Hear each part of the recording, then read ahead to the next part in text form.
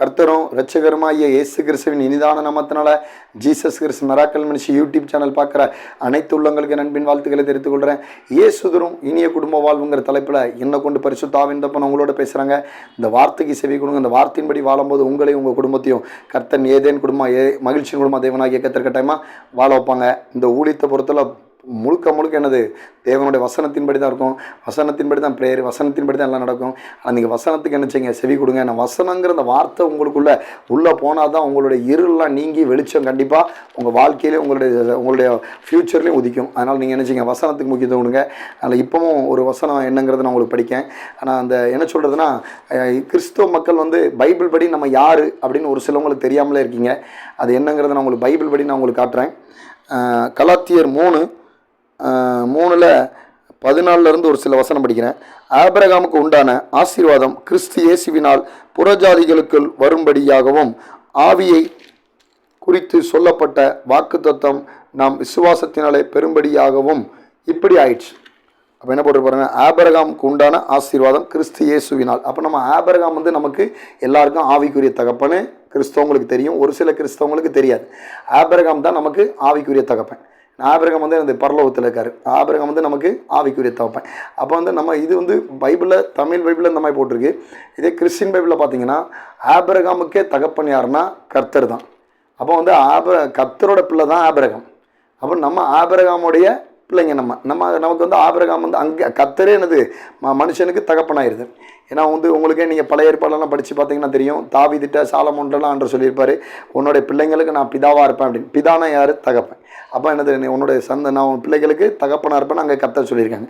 அப்போ நம்ம என்னென்னா, நம்ம எல்லாருமே தேவனோட பிள்ளைங்க தான். இந்த வீடியோ பார்த்துட்டு இருக்க சகோதர சகோதரிகள், ஆண்டவர் அறியாதவங்க கூட ஆண்டவரோட பிள்ளைங்க தான். ஆனால் ஆண்டவரை பற்றி அவங்க தெரியாமல் இருக்கிறாங்க. கிறிஸ்தவ பிள்ளைங்கன்னு எல்லாருமே நீங்கள் ஆண்டவர் பைபிள் எடுத்து அவரை விசுவாசித்து அவர் ஆண்டவர் உங்கள் உள்ளத்தில் ஏற்றுக்கொண்டாங்க. அவ்வளோ வேணும். நீங்கள் எல்லாரும் யார்? தேவ பிள்ளைங்க, கிறிஸ்தவ பிள்ளைங்க. அதான் இப்போ என்ன போட்டிருப்பாருங்கண்ணே, ஆபிரகாமுக்கு உண்டான ஆசீர்வாதம் கிறிஸ்து இயேசுவினால் புறஜாதிகளுக்கு. அப்போ நம்மளாம் யார்? ஆண்டவர் பிள்ளைங்க, ஆண்டவர் ரட்சிக்கப்பட்ட பிள்ளைங்க, ஆண்டவர் ஆராதிக்க பிள்ளைங்க, பைபிள் எடுத்து வாசிக்கிற பிள்ளைங்கலாம் புறஜாதியர். அதான் வசனம் தெளிவாக சொல்லுது. அப்போ நம்ம என்னது, சில மக்கள் என்ன நினச்சிட்டு இருக்காங்கன்னா, நம்ம நம்ம தான் இஸ்ரவேலர் தான், பைபிளில் சொல்லப்பட்ட இஸ்ரவேலர் தான் அப்படின்னு ஒரு சில கிறிஸ்தவங்க நினச்சிக்கிட்டு இருக்காங்க. ஒரு இடத்துல ப்ரேயர் கூட்டம் நடத்துறதுக்கு ஒரு வீட்டுக்கு போயிருந்தேன். அப்போ அந்த சகோதரி வீட்லேயும் ஜோம் பண்ணிட்டு அந்த சகோதரிகிட்ட பேசிகிட்டு இருக்கும்போது அந்த சகோதரிகிட்ட கேட்டேன், சிஸ்டர் நீங்கள் பைபிளில் சொல்லப்பட்டதில் நீங்கள் யார் அப்படின்னு. அப்போ அவங்க சொன்னாங்க, நம்ம இஸ்ரவேல் தானே பாஸ்டர் அப்படின்னாங்க. இஸ்ரவேல்னால் நீங்கள் விழுந்து தான் இருந்திப்பீங்க. நீங்கள் பழைய ஏற்பாட்டிலே படித்து பாருங்கள். இஸ்ரவேல் ஆண்டவருக்கு பிடிக்காத காரியங்களை செய்வாங்க. அப்புறம் ஆண்டவர் கோவப்படுவார். ஆண்டவர் ஒரு சிலவங்களை வெட்டி போடுவார். ஒரு சிலவங்கள்ட்ட அன்னைக்கு ஆண்டவருக்கு பிடிக்காத காரியம் தண்டனை கொடுப்பார். இந்த மாதிரி தான் இஸ்ரவேல் சந்ததி விழுந்து தான் எந்திக்கும். ஆனால் இஸ்ரவேல் சந்ததி நம்ம கிடையாது. அப்போ நம்ம ஆபிரகாம் சந்ததி யார்? ஆசீர்வதிக்கப்பட்ட சந்ததி யார் அப்படின்னு அந்த சகோதரிட்ட சொன்னேன். அப்புறம் தான், அம்மா நீங்கள் சொன்ன மாதிரி என் லைஃப்பும் அப்படி தான் இருக்குது அப்படின்னு சொன்னாங்க. அவங்களும் ஆசீர்வாதமாக இருப்பாங்களா, திடீர்னு விழுவாங்களாம், திடீர்னு பிஸ்னஸில் டவுன் ஆகுமா, இந்த மாதிரி தான் இருந்தது அவங்க. அதனால் கிறிஸ்தவ சகோதர சகோதரிகள் நல்லா தெளிவாக அந்த வசனத்தை கேளுங்க. நம்மளாம் யார்? நீங்கள், நான், இந்த ஆண்டவரை பைபிள் எடுத்து ஆண்டவரை தியானிக்க பிள்ளைங்க, ஆண்டவரை ஏற்றுக்கொண்ட பிள்ளைங்க, ஆண்டரை ஆராதிக்கிற பிள்ளைங்களாம் என்னது? புறஜாதியர். ஆனால் வசனம் எடுத்தது, ஆண்டவரே நான் உலகத்தான் இல்லை, நீங்களும் உலகத்தான் இல்லை. அவர் சேனைகள் கர்த்தர் பரிசுத்தர். அப்போ அவரோட பிள்ளைங்களும் பரிசுத்தர். அதனால தான் அவர் தேவன் நமக்கு எல்லாருக்கும் பிதாவாக இருக்கார். நம்ம எல்லாரும் அவருக்கு பிள்ளைங்களாக இருக்கும். அதுதான் நம்ம தேவ பிள்ளைங்கள். அதுதான் புறஜாதியர். அப்போ புறஜாதியர்களுக்கு வரும்படியாகவும் ஆவியை. அப்போ நம்ம ஆபிரகாமுக்கு உண்டான ஆசீர்வாதம், நம்மளை ஆசீர்வதிக்கப்பட்ட சந்ததின்னு வசனம் தெளிவாக சொல்லுது. இதை பவுல் சொல்கிறாரு. பவுலுக்கு ஆவியானவர் சொல்லி தான் இதை எழுதியிருக்காரு. அப்போ பவுல் என்ன சொல்கிறாரு, நம்ம பின்னாடி உங்கள் பிள்ளைங்க, உங்கள் பின்னாடி வர சந்ததி யாரெல்லாம் ஆசீர்வதிக்கப்பட்ட சந்ததி. அதனால் பாருங்கன்னா, இப்போ அதுக்கு முன்னக்கூட்டி போட்டிங்கன்னா, அதுக்கு முந்தின வசனத்தில் என்ன போட்டிருக்குன்னா, நியாயப்பிரமாணத்தின் சாபத்திற்கும் நம்மை நீங்களாக்கி மீட்டு கொண்டார். அப்போ நியாயப்பிரமாணம் அதில் போட்டதில் நான் சொன்ன உங்கள்கிட்ட 632 நியாயப்பிரமாணம் இருக்குது. அந்த நியாயப்பிரமாணத்தை இயேசு என்ன செஞ்சார்? சிலுவையில் அதுக்காண்டியும் என்ன செஞ்சார்? அடிபட்டு அதில் அதில் உள்ள நியாயப்பிரமாணத்தையும் என்ன செஞ்சார்? அந்த சிலுவையில் அதுக்காண்டியும் அடிபட்டு அதுக்கு என்ன செஞ்சார்? பழி செலுத்திட்டார். அப்போ நம்ம இப்போ இருக்கக்கூடிய கிருபின் காலத்தில் இருக்கக்கூடிய சகோதர சகோதரிகள் நம்மளாம் ஆசீர்வதிக்கப்பட்ட சந்ததி. அப்போ அதில் உள்ள சாபங்கள் நமக்கு கிடையாது. அதில் உள்ள ஆசீர்வாதம் தான் நமக்கு உண்டு. கிறிஸ்துக்குள்ளே ரட்சிக்கப்பட்ட சகோதர சகோதரிகள் சகோதரருக்கு நான் சொல்கிறேன். ஆண்டோருக்கு பயப்படுற சகோதர சகோதரிக்கு சொல்கிறேன். வசனத்துக்கு கீழ்ப்படுற சகோதர சகோதரிக்கு சொல்கிறேன். அவங்களுக்கு மட்டும்தான் என்னது அந்த பழைய ஏற்பாட்டில் உள்ள ஆசீர்வாதங்கள் மட்டும்தான், சாபங்கள் கிடையாது. அதான் வசனம் தெளிவாக அதுக்கு முந்தின வசனம் சொல்லுது. கலாத்தியர் 3:13. பார்த்தீங்கன்னா நம்மள இந்த ஆசீர்வதிக்கப்பட்ட சந்ததியார், நம்ம புறஜாதியார். அப்போ நம்ம அவர் உலகத்தார் இல்லாத போது நம்மளும் உலகத்தார் இல்லை. அப்போ அவர் பரிசுத்தர் போல நம்மளையும் பரிசுத்தர் ஆக்கியிருக்காரு, அவர் ரத்தத்தின கழுவி. அதனால நம்மளும் என்னது பரிசுத்த சந்ததி. அதுதான் உங்களுக்கு தெளிவாக வசனம் சொல்லுது. அப்போ நம்மளாம் ஆசீர்வதிக்கப்பட்ட சந்ததி. ஆனால் இனிமேல் வந்து நீங்கள் வந்து யாரும் என்ன செய்யாதீங்க, இஸ்ரவேல் சந்ததின்னு சொல்லாதீங்க. அந்த சகோதரி எனக்கு அப்படி சொன்னாங்க, அதுதான் நான் உங்கள்கிட்ட இப்போ சொல்கிறேன் தெளிவாக. நீங்களாம் என்னது ஆசீர்வதிக்கப்பட்ட சந்ததி. அப்புறம் பாருங்கன்னா என்ன போட்டிருக்கேன்னு, ஆவியை குறித்து சொல்லப்பட்ட வாக்கு தத்துவத்தை நாம் விசுவாசத்தினாலே பெரும்படியாகவும் இப்படி ஆயிடுச்சு. அப்போ நமக்கு ஆவியை பற்றி நம்ம அந்த ஆவிக்குரிய அந்த சொல்லப்பட்ட அந்த வசனத்தை வந்து நம்ம விசுவாசத்தினால தான் பெற்றுக்கொள்ளணும். பழைய ஏற்பாட்டில் வந்து நமக்கு இதில் உண்டான ஆசீர்வாதங்கள், அதில் உண்ட எல்லா நன்மைகள் என்னதுன்னா விசுவாசத்தின் பேர் தான். அந்த ஆவியை குறித்து என்ன சொல்லப்பட்டிருக்குதுன்னா அது நம்ம விசுவாசத்தின் பேரில் தான் அந்த வசனத்தை பெற்றுக்கொள்ள முடியும். அந்த வசனத்தை நீங்கள் விசுவாசிக்காமல் இருந்தீங்கன்னா அதில் உங்களுக்கு அற்புதம், அதிசயம், அதில் உங்களுக்கு மாற்றம் கண்டிப்பாக கிடைக்காதுன்னு தெளிவாக வசனம் சொல்லுது. அப்புறம் அடுத்த வசனம் படிக்கிறேன் பாருங்களேன். சகோதரரே, மனுஷன் ஒருமையின்படி சொல்லுகிறேன், மனுஷருக்குள்ளே உறுதி பண்ணப்பட்ட உடன்படிக்கையை ஒருவனும் தள்ளுகிறதும் இல்லை, அதனுடைய ஒன்றையும் கூட்டுகிறதும் இல்லை. அப்போ வசனத்தில் போடப்பட்ட அந்த ஒரு காரியத்தை நம்ம என்ன செய்யணும், கூட்டவும் கூடாது, அதை ஒன்றும் குறைக்கவும் கூடாதுன்னு வசனம் தெளிவாக சொல்லுது. அதுக்கு அடுத்த வசனம் படிக்க பாருங்க. ஆபிரகாமுக்கும் அவனுடைய சந்ததிக்கும் வாக்குத்தத்தங்கள் பண்ணப்பட்டன, சந்ததிகளுக்கு என்று அநேகரை குறித்து சொல்லாமல் உன் சந்ததிக்கு என்று ஒருவனை குறித்து சொல்லி இருக்கிறார். அந்த சந்ததி கிறிஸ்துவே. பார்த்தீங்களா, அதிலே வசனம் முடிஞ்சிட்டு. ஆபிரகாமுக்கு ஆண்டவர் என்ன சொல்றாரு, உன் சந்ததி ஆசீர்வதிக்கப்பட்டிருக்கும். நீங்கள் அந்த ஆதிகாமத்தில் படிச்சிங்கன்னா தெரியும். மேலே போய் அண்ணாந்து பாரு, அந்த அந்த அந்த என்ன சொல்றதுன்னா அந்த நட்சத்திரத்தை நீ எண்ணிப்பாரு, நட்சத்திரத்தை எண்ணிப்பாரு, அந்த அளவுக்கு உன் சந்ததி ஆசீர்வதிக்கப்பட்டிருக்கும் அப்படின்னு என்ன செய்வாங்க, கர்த்தர் வந்து ஆபிரகாம்கிட்ட சொல்லுவாங்க. அப்போ அந்த ஆபிரகாமுக்கு அந்த வானத்தை அண்ணாந்து பார்த்தா அந்த அளவுக்கு எண்ண முடியாத அளவுக்கு அவ்வளோ நட்சத்திரம், இந்த அளவுக்கு உன் சந்ததி ஆசீர்வதிக்கப்பட்டுன்னு ஆபிரகாம் மட்டும்தான் ஆண்டவர் என்ன செஞ்சிருக்காரு, குறித்து கர்த்தர் சொல்லியிருக்காரு. அப்போ அந்த ஆபிரகாம் சந்ததிக்குள்ளே அதில் என்ன போட்டிருப்பாருங்களா அந்த வசனத்தில். அப்போ அந்த உடன்படிக்கை நியாயப்பிரமாணத்துக்கு தள்ளி வாக்கு தத்தத்தை என்ன போட்டிருக்கு பாருங்க, அந்த சந்ததி கிறிஸ்துவே. அப்போ ஒருவனை குறித்து சொல்லியிருக்கிறார், அந்த சந்ததி கிறிஸ்துவே. அப்போ அந்த சந்ததி எனது கிறிஸ்து தான். கிறிஸ்து என்ன செய்தாரு, ஆபிரகாம் மொழியை தான் யாக்கோபு மொழியை தான், யாக்கோபுலேருந்து யூதா கோத்திரத்தில் தான் என்ன செய்தார், ஆண்டவரே இயேசு பிறக்கிறார். அப்போ இந்த இயேசு கிறிஸ்துவோட எல்லா ஆசீர்வாதங்களும் அப்போ ஆபிரகாம் சந்ததியிலேருந்து தான் வருது. அப்போ அதான் வசனம் என்ன சொல்லுவது தெளிவாக போட்டிருக்கு பாருங்களேன், அந்த சந்ததி கிறிஸ்துவே. அப்போ கிறிஸ்துக்குள்ளே தான் நம்ம ஆபிரகாம் சந்ததியாகிய அந்த கிறிஸ்துக்குள்ளே தான் நம்ம வரோம். அப்போ அந்த கிறிஸ்துக்குள்ளே நமக்கு என்னது அவ்வளோ ஆசீர்வாதம் நமக்கு இருக்குன்னு வேத வசனம் தெளிவாக சொல்லுது. ஆபிரகாமுக்கு உண்டான அவ்வளோ ஆசீர்வாதமும் கிறிஸ்து மூலிமா நமக்கு கிடைக்கும். ஆபிரகாம் ஒருத்தரை குறித்து தான் அங்கே வேதம் சொல்லப்பட்டிருக்கு. அப்போ அந்த வேதத்தில் சொல்லப்பட்ட ஆண்டவருக்குள்ளே ரட்சிக்கப்பட்ட பிள்ளைங்க, ஆண்டவர் கீழ்ப்படித்த பிள்ளைங்க, ஆண்டோட வசனத்தை விசுவாசிக்கிற பிள்ளைங்க, ஆண்டவருக்கு பயப்படுற பிள்ளைங்க ஃபுல்லாகவே ஆபிரகாம் சந்ததியார், புறஜாதியார், நம்மளாம் ஆசீர்வதிக்கப்பட்டவங்க. அந்த ஆசீர்வாதம் கிறிஸ்துக்குள்ளாக நமக்கு கிடைக்கும். அது விசுவாசத்தின் மூலிமா நம்ம என்ன பெற்றுக்கொள்ளணும். அதுக்கு அடுத்து ஒரே ஒரு வசனம் படிக்கிறேன் பாருங்களேன்.